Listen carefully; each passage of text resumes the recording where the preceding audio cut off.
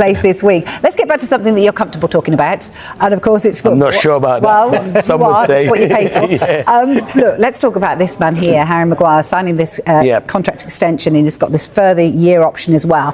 What a redemption arc that he's had, because there was a time that actually he was being ridiculed as a player at Manchester United. He'd fallen out of favour, certainly under Ten Hag's tenure, and then also Ruben Amorim. It didn't quite work out for him, even though he was carrying the team at times. He had some really good performances under him.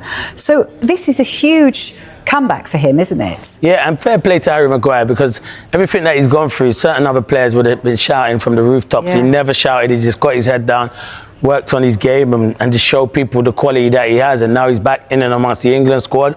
Would I take him to the World Cup? Yeah, I would take Harry Maguire, definitely. I'm not saying he's going to be a starter, but there'll be certain games where you probably could throw Harry Maguire into the game. I think he's been outstanding for them. And me and Dave were just talking about it. If Martinez and De Ligt were fit, would Harry Maguire have got the amount of game time that he's got under Michael Carrick? But fair play to him, he's grabbed it with both hands. And I just like his strong determination. If anyone's watching it, players are quick to go when things are not going right for them. You basically shout from the rooftops and just try to initiate that move away. Never did he do that. He just got on with things, carried on going, lost the captaincy. That must have hurt him big time to lose the captaincy. But you know what? He's got on with it, and fair play to him. And for him to sign the new deal, credit to him. And Dan just said there, if Ruben Amorim was in charge, probably he wouldn't have stayed there. So I'm glad like Michael Carrick gave him that role, and he's reveling in it. So good luck to Harry Maguire. I think he's been outstanding for them this season. Yeah, it's interesting, isn't it? I had a fortunate chance to actually chat to him when he was going through it. And he was really resilient. Even during the interview, he was sort of saying, actually, I've got broad shoulders, I can take all this. And he's just kept going. And he's shown actually what happens if you do keep going. This is good for all parties, would you say, Dave?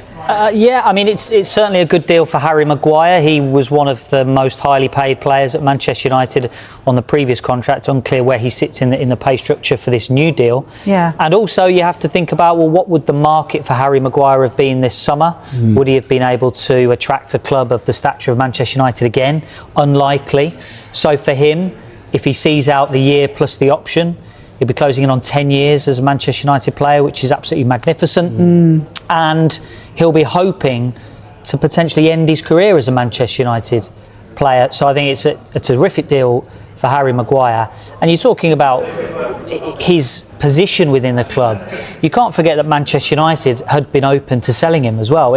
It's not like it was all down to him struggling with performance that he was being questioned. The club were open to selling him on a number of occasions. West Ham, we were reporting, were very interested in signing him at one point. And if a lot of players since Sir Alex Ferguson left the club have been accused of not being broad enough to wear the Manchester United shirt, you have to say Harry Maguire has shown time and time again that he has got the mettle to wear a Manchester United shirt. He might not have the amazing quality of some of the players of years gone by, but he's certainly shown the responsibility. Yeah, you make a really good point. And you were talking about the fact that you would put him on that plane for Thomas Tuchel in England.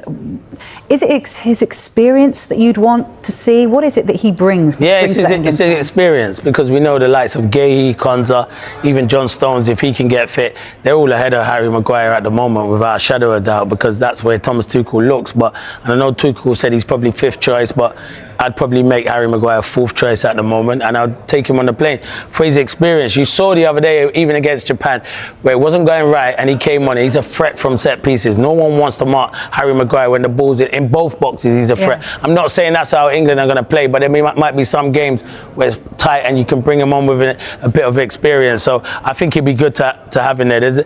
He's done it with other people. I know he's played well this season, but Jordan Henderson looks like he's got the experience. So why not take a centre half like Harry Maguire? That's just my honest opinion. I think he deserves it. I think he's got his head down, and he's been through a lot at Man United, and he's playing ever so well, and he's a threat. So for me, I'd have him on the plane, but I'm not the manager. No, you're not. But it's good for you to have influence on. Yeah.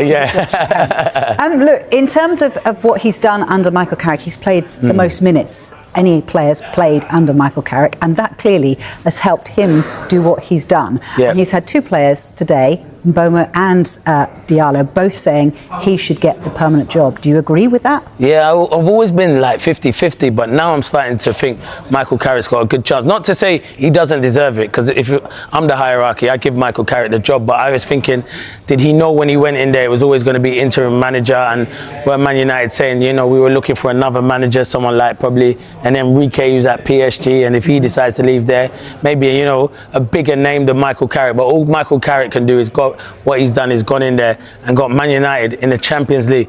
That's Man United. You know, at the start of the season, a lot of people were ridiculing Man United and saying how they were struggling under Ruben Amorim. He's come in there and got them in the Champions League. So the run they've been on, huge credit to Michael Carrick. And you saw how Diallo and Mbeumo spoke about him. When your players are speaking about you so well, then you're doing a good job. I never saw anyone speak about Ruben Amorim like that. So I must say Michael Carrick's got it. And you know what he's done? His basic stuff, Vicky. He's gone in there. He's probably told put players in their proper position, play players like Kobbie Mainoo, put people around, an arm around the shoulder, and said they're talented players. You're all good players. Go and express yourself. And they're expressing themselves. Look how good Bruno Fernandes has been. We're talking about him maybe being the player of the year, like with some of these top players in the reckoning for player of the year. Fantastic player, and like Cunha and Mbeumo, Diallo, Kobbie Mainoo's come back in there. Casemiro had a new lease of life. He's meant to be leaving in the summer. I'd give him another year. Definitely. I'm not saying he's going to play week in, week out. But what I'm saying is his experience, I think he's been outstanding. And that's down to Michael Carrick. So huge credit. So yeah, I've always been 50-50, but why not? I'd give the job to Michael Carrick at the end of the season for sure. Yeah, it's difficult because a lot of people say, well, if he gets Champions League, then should automatically be given the job. I'm not quite so sure it's as simple as that.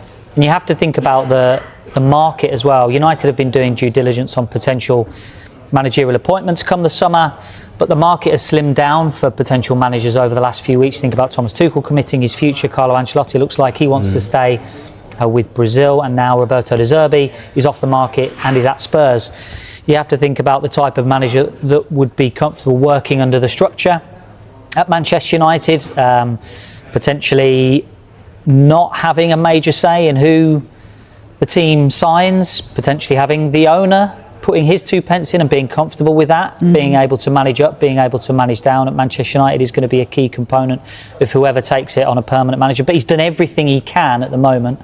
I agree with Clinton. He's done the basics really well, putting players in their right positions. Are we seeing enough of Manchester United becoming a top side apart from the basics? It's hard to tell. It's really hard to tell because it's such a short space of time. So it's a really important decision for the United board. It's a really tough one. But it looks like they're nailed on for Champions League. You know, they've got that third place, haven't they, at the moment? So he's done everything he possibly can to put himself in the driving seat. If he don't get the Man United job, he'll be managing in the Premier League next season, without a shadow of a doubt. Because he's a top manager. He's done ever so well. So if he doesn't get the job at Man United, he'll be in the Premier League somewhere. Yeah, I would agree with that. So have Manchester United made the right decision in giving Harry Maguire a new contract? There is no doubt Maguire has been a mainstay of the United defence under Michael Carrick. We can show you the percentage of games started by Maguire of the last 5 United managers. Here we go. Now, combining Carrick's current spell with his brief period in charge in 2021, Maguire has started 92% of games under the current United boss. He's not been this involved in the starting 11 since Ole Gunnar Solskjaer, and he left the club 5 years ago. He started 86% of Ole Gunnar Solskjaer's games, did Harry Maguire. He started 2/3 of Ralf Rangnick's games in charge at 66%, way down though under Erik ten Hag at 37%. He started 29 of Ruben Amorim's 63 games in charge. And there we go. That starting percentage has shot up. He is right at the heart of how United have been playing under Carrick. Maguire has earned an England recall as well under Carrick. So how has the manager got the best out of the defender? And is it all down to the balance with his defensive partner? Now, we have got the Manchester United back fours here under Michael Carrick. On the left, you're going to see him partnering Lisandro Martinez. And on the right, we'll get to that one in a moment, that is him partnering Leny Yoro at the back. We'll concentrate on this left-hand image for the moment. He played with Lisandro Martinez for the first 5 games under Carrick since January and has then played alongside Leny Yoro for the next 5. Now, The red zones here are the two centre-backs' defensive action areas. So this is essentially telling us where on the pitch they're doing things like tackles, interceptions, clearances, etc. Now this shaded zone here is Harry Maguire's defensive action area. You can see where it is really, where he does his best stuff. You're looking at a lot of clearances inside his own penalty area. What you don't want Harry Maguire doing is defending big spaces, and you don't want him defending out wide one-on-one against wingers as well. You don't want him getting dragged out wide. But what's really important for Harry Maguire is having a partner that complements him. And I think that's what they get with Lisandro Martinez. This is his shaded area here where he's doing his defensive actions. You can see he's much more front-footed, much more aggressive. So the two complement each other. You've got a cover defender almost in Harry Maguire and a much more front-footed, aggressive defender in Lisandro Martinez. You have to say Martinez also a little bit better on the ball as well. He's able to take things forward for Manchester United. So compare that to how United have got on in the next 5 games where he's been partnering Leny Yoro. First things first to point out, there's a change of position. So the red shaded area here is Leny Yoro, who's been playing right centre-back, and the left shaded area here is the red zone of Harry Maguire, where he's been doing most of his defensive actions. The difference between him playing alongside Lisandro Martinez, Maguire is having to do more work further up the pitch. Now, maybe that's a little bit to do with the opponents they've been facing and Michael Carrick wanting his side to push up. But also, maybe he's having to do different things because he's playing alongside a different partner. Do Yoro and Harry Maguire want to do similar things? Also, something to notice here, the left back, which is the blue shaded area here, Luke Shaw tucking round a little bit to make almost a situational back three, offering a little bit more coverage in the defensive area for Harry Maguire. So slight differences there. I wonder, for Harry Maguire's sake anyway, whether you have to partner him and platform him with the right partner, and Manchester United will be hoping to do that going forward. One other thing to think about though is injuries. Let's take a look at the days lost from injuries this season for Manchester United. You can see Matthijs de Ligt, centre-back, right at the top of the list. 116 days lost to injury for Matthijs de Ligt. Closely followed, actually, by Lisandro Martinez. What is he? He is a centre-back. Also on this list, Harry Maguire, who has lost 66 days to injuries this season. 3 separate issues for Harry Maguire. He's 33 years old. And United have essentially struggled to keep their centre-backs healthy. They've got 3 centre-backs here who have lost the most days to injury. So I wonder for Clinton anyway, do they have to sign another centre-back this summer? A, as a kind of complementary player, if Lisandro Martinez can't play every game because of his fitness. And B, they need to get centre-backs on the pitch, right? Yeah.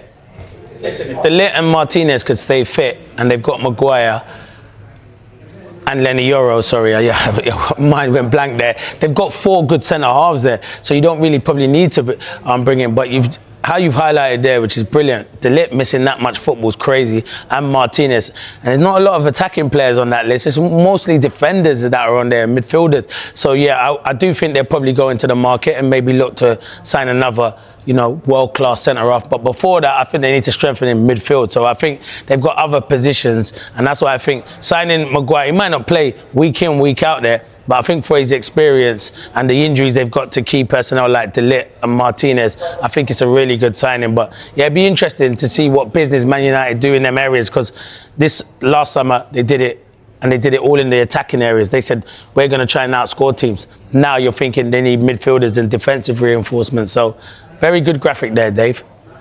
Yeah, he does it all himself. I know he does. Yeah. Qualification for the Champions League at the end of this season would be justification for your decision to come here rather than accept one of the opposite teams who are already in the Champions League? No, obviously, first of all, joining Manchester was a big thing for me, and I'm someone who likes challenges, and then coming here was one of the challenges I fixed to myself, and then obviously getting the reward at the end of the season will be a great moment.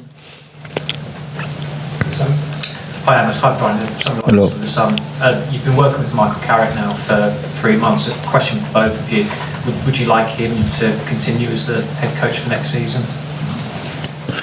Yes, obviously it's not for us as a player to decide for his future, but yeah, he's been very great. He's been doing so much for the team. He has a lot of experience and he knows the club. He has the DNA, so we think he's the right man. But we are really happy for what he's doing right now. Yeah, yeah. As he said, we've got like a good experience with him. I like playing under him as well. And then yeah, as he said, it's not to us to decide, but yeah, we're gonna try to take as much as we can from him. Just following on from that, sorry, James Duffy from the Telegraph, Brian, just following on from that, what has impressed you about Michael and Lee? Question for both of you. What has impressed you about Michael and Lee in the 3 months you've been working with him? I think, yeah, as Ahmad said, he knows the DNA of the club. He knows how to, how to talk to us as well. And then I think it's been easier because he knew the house. So yeah, it's been great to work under him. Yeah, I think since he's arrived in the club, he's been clear to everyone that he wants to win. He wants to reach the Champions League next season, and he's been working with each player. So he's doing very well, and we are really happy to have him as a manager. Players from Times. Ahmad, you knew Michael from before when he was at United with Ollie. What can you think back to that time and how much he kind of helped you settle in? Yeah, I was young in that time with no experience, but yeah, he was there to help me. He was there to give me advice. So I was playing a lot of the game with under 23. I remember I also met him when he was in Middlesbrough and I was in Sunderland. So I know him since a long time ago.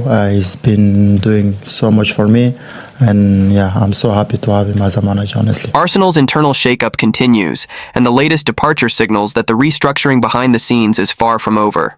James Ellis has stepped down from his role as technical director just 7 months after being promoted. According to BBC Sport, Ellis, who only took on the position last August after serving as head of recruitment, has now left the club amid what appears to be a wider internal overhaul.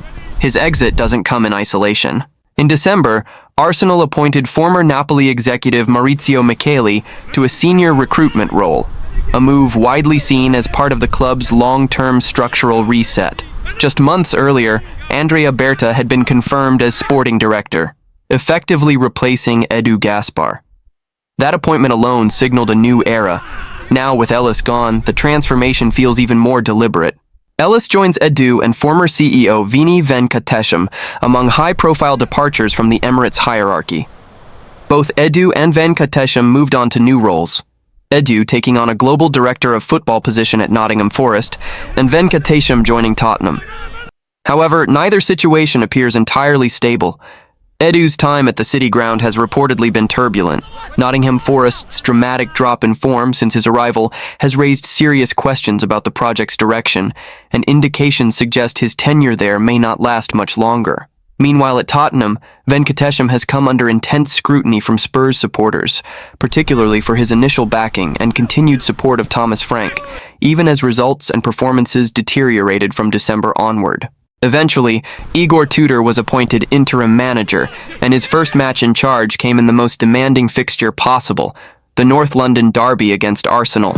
Despite having just 7 days in the job, the 47-year-old Tudor understands the magnitude of the occasion and the adversity he's facing.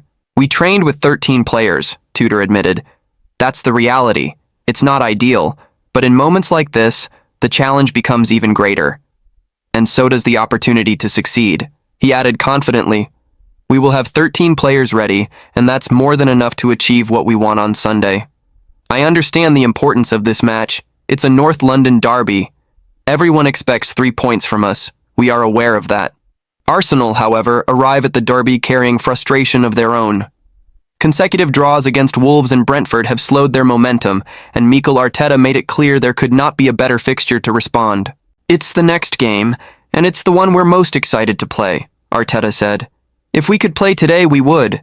We have to use that feeling in our stomach the right way, and show it on Sunday." There are also selection decisions looming. Despite Eberechi Eze scoring 3 times in the reverse fixture, his place in midfield is no longer guaranteed. Competition has intensified, particularly after positive fitness updates on Kai Havertz and Martin Odegaard, both capable of operating in similar roles. "We'll have to wait until tomorrow," Arteta said cautiously. "But there's a strong possibility that both of them will be available." With tension rising both on and off the pitch, this derby feels bigger than usual. Arsenal are reshaping their leadership structure. Tottenham are battling instability, and both clubs are searching for momentum at a crucial stage of the season. Sunday won't just be about 3 points. It's about direction, identity, and control in North London. The broader picture, however, stretches beyond one derby or one boardroom exit. What is unfolding at Arsenal is a defining phase, a moment where structural decisions off the pitch could shape the club's competitiveness for years to come. The departure of James Ellis raises natural questions about continuity and recruitment strategy. Arsenal have invested heavily in building a data-driven, modern scouting network over the past few seasons. Under Mikel Arteta's leadership, recruitment has largely aligned with a clear footballing identity: younger profiles, tactical intelligence, technical security, and long-term resale value. Now, with Maurizio Michele and Andrea Berta positioned as key figures, the club appears to be centralizing authority even further. For supporters, the concern isn't necessarily change. It's instability. Frequent turnover at executive level can create uncertainty during crucial transfer windows. With the summer approaching and expectations growing after consecutive near-title pushes, Arsenal cannot afford missteps in squad planning. Rivals are strengthening. Margins are thin. Every decision matters. On the pitch, the North London derby carries added psychological weight. Arsenal's recent draws against Wolves and Brentford weren't just dropped points. They dented momentum at a critical juncture of the season. Title races are often defined by response, how quickly a team reacts after disappointment. Arteta understands that narrative. Privately, there is belief within the squad that performances have not dipped as sharply as results suggest. Arsenal have maintained strong possession metrics, defensive structure, and chance creation numbers in recent matches. The issue has been efficiency, converting control into decisive moments. Against Tottenham, that margin for waste disappears. For Spurs, the situation feels even more volatile. Igor Tudor's interim appointment reflects urgency rather than long-term planning. Training sessions with limited numbers underline the squad's injury struggles, and depth will be tested against one of the league's most organized sides. Yet derby matches rarely follow logic. Emotional intensity often overrides tactical predictability. Another layer to the story is the competitive landscape at the top of the table. With Manchester City and Liverpool maintaining relentless standards, any slip can reshape the standings instantly. Arsenal know that draws at this stage can feel as damaging as defeats. The pressure is no longer about proving progress. It's about delivering silverware. Internally, Arteta's message has reportedly been direct: block out external noise. The boardroom reshuffle, media speculation, and scrutiny around player selection cannot bleed into matchday focus. Leadership inside the dressing room, particularly from senior figures, becomes crucial in moments like this. There is also anticipation around the possible return of Kai Havertz and Martin Odegaard. Their availability would not only boost tactical flexibility, but also restore leadership and composure in key phases of play. If both are fit, Arteta faces a selection dilemma, but one he would welcome. In North London, perception shifts quickly. One result can calm doubts or intensify them. A victory would reassert Arsenal's authority, silence questions about momentum, and reinforce belief in the current project despite executive turnover. A setback, however, would amplify concerns about consistency at the worst possible time. Ultimately, this is a convergence of narratives: structural change, title ambition, squad depth challenges, and historic rivalry. The derby will not define the entire season, but it will send a message. And right now, both clubs are desperate to control that message.